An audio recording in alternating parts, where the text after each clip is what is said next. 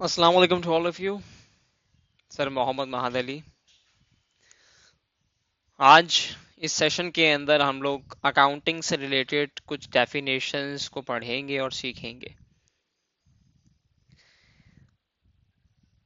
आपको यहाँ पर डेफिनेशंस ए से लेके और जी तक डेफिनेशंस मिलेंगी, लेकिन इस सेशन में फिलहाल हम बच्चों जो ए से अकाउंट्स में रिलेटेड डेफिनेशंस होंगी या टर्मिनोलॉजीज होंगी उसको सीखने की और समझने की कोशिश करेंगे।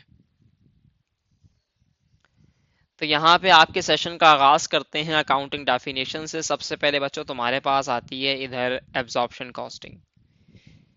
हाँ, ये जो ओ लेवल्स के बच्चे हमारे पास होंगे,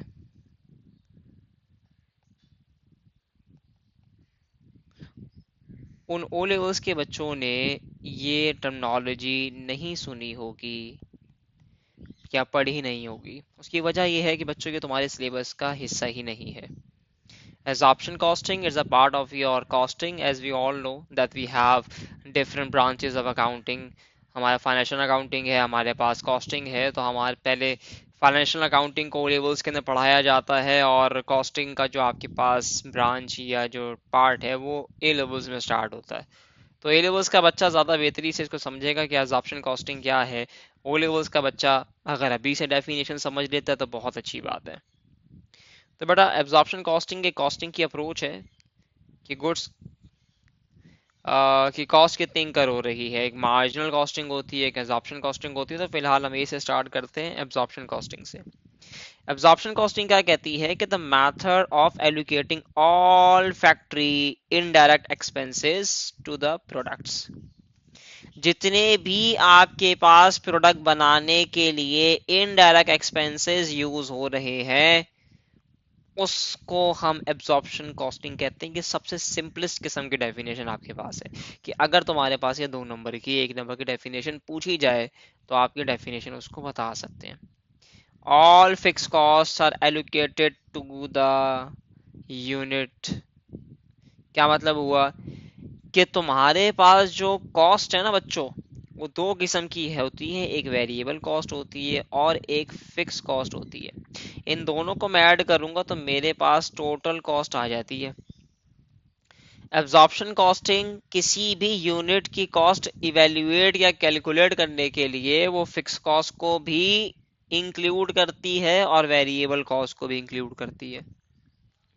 ये एब्जॉर्प्शन कॉस्टिंग हो गई। इससे पूरा का पूरा टॉपिक हमारे पास ए लेवल्स की अकाउंटिंग में है, जो अगर मैं आपको दिखाऊं थोड़ा सा तो ये तुम्हें ए लेवल्स की अकाउंटिंग में यहाँ मिल जाएगा। जो ए लेवल्स के बच्चे हैं वो ज़्यादा बेहतरी से इसको पकड़ लेंगे, वो लेवल्स वाले नहीं पकड़ पाएंगे अभी क्योंकि उनका टॉपिक ही नहीं है। तो ये ऑप्शन कॉस्टिंग हम ए एस की कॉस्टिंग में कवर कर रहे हैं, ठीक है। अच्छा, ये कहानी हो गई। फिर आ जाओ बच्चों अकाउंट के ऊपर कि अकाउंट्स क्या होता है। देखो, अकाउंट क्या है कि it is a part of double entry records containing details of transactions for a specific item।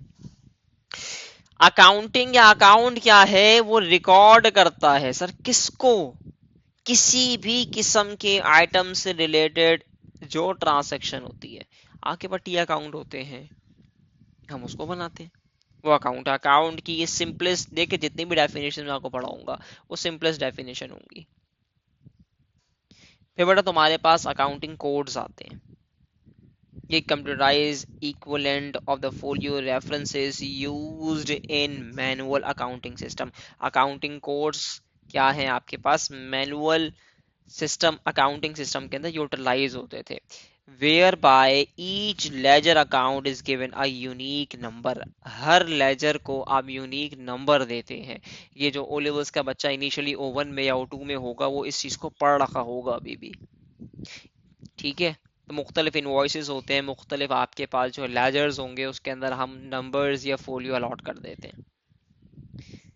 फिर एग्जामिनर तुमसे ना पूछता है कि बेटा अकाउंटिंग को डिफाइन कर दो या अकाउंटिंग क्या है, या तुम्हारी खानदान का कोई भी आके बोलेगा बच्चा क्या कर रहा है, बच्चा अकाउंटिंग पढ़ता है। अच्छा, अकाउंटिंग है क्या बच्चों।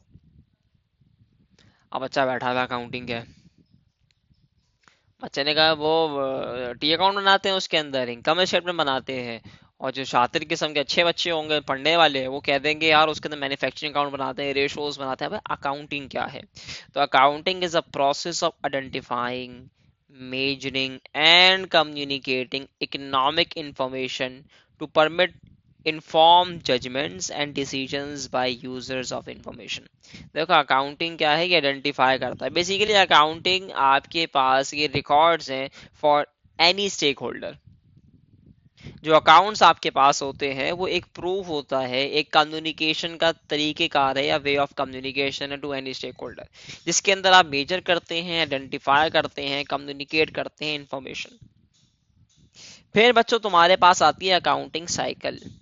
अकाउंटिंग साइकिल से मुराद क्या है? The sequence in which data is recorded and process until it becomes part of financial statements at the end of the period। Accounting cycle क्या है? ये वो सीरीज है, ये वो साइकिल है, ये वो सीक्वेंस है कि बेटा आप अपना जो डेटा आपने रिकॉर्ड किया है बुक्स, बिजनेस डॉक्यूमेंट या बुक्स और प्राइम एंट्री से, वो कहाँ तक जाएगा? वो फाइनेंशियल स्टेटमेंट्स तक जाएगा, जिसको हम income statement, balance sheet, statement of change in equity का नाम दे देते हैं। वो चीज़ें भी आप पढ़ेंगे आगे जाके, और जो पढ़ रखा है उसको मुबारक हो। ये अब तक 5 डेफिनेशंस हमने देखी। फिर अकाउंटिंग इंफॉर्मेशन सिस्टम पे आओ, IAIS। AIS तुम्हारे पास क्या है? The total suit of components that together comprise all inputs, storage, transformation, processing, clotting and reporting of financial transactions data। It is, in fact, the infrastructure that supports the production and delivery of accounting information।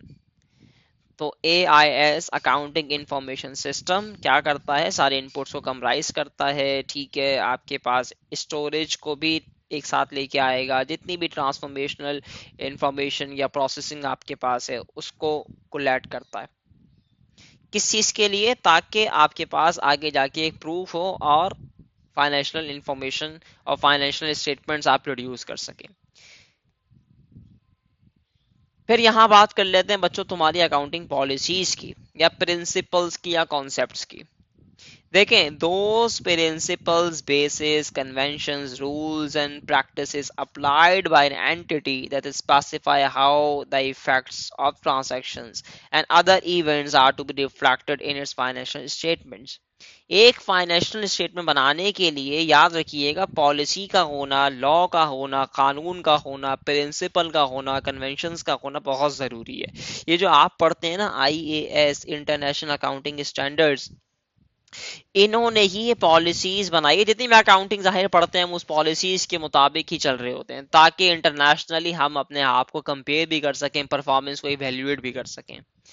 ये policies हमारे पास हैं, ये O levels का बच्चा भी पढ़ता है, ये ए लेवल्स का बच्चा भी पढ़ता है, और ये यहाँ मेरे पास भी है। इंशाल्लाह जब मैं उसका सेशन जब आएगा तो इंशाल्लाह वो भी आपसे डिस्कस करेंगे। फिर बच्चों तुम्हारे पास फाइनल अकाउंट्स आते हैं। ये जो हमने फाइनेंशियल स्टेटमेंट्स को यहाँ देखा है ना बच्चों, और ये जो फाइनल अकाउंट्स तुम्हारे पास हैं, देखिएगा जरा इसके अंदर कोई डिफरेंस अगर आपको समझ में आएगा तो बताइएगा जरा मुझे। This is a term previously used to refer statements produced at the end of accounting periods। वो कह रहा है पहले ही इसका तस्करा कर चुके हैं हम लोग। किस फॉर्म में? स्टेटमेंट्स की फॉर्म में। ये जो फाइनेंशियल स्टेटमेंट्स हैं ये फाइनल अकाउंट्स हैं। बेसिकली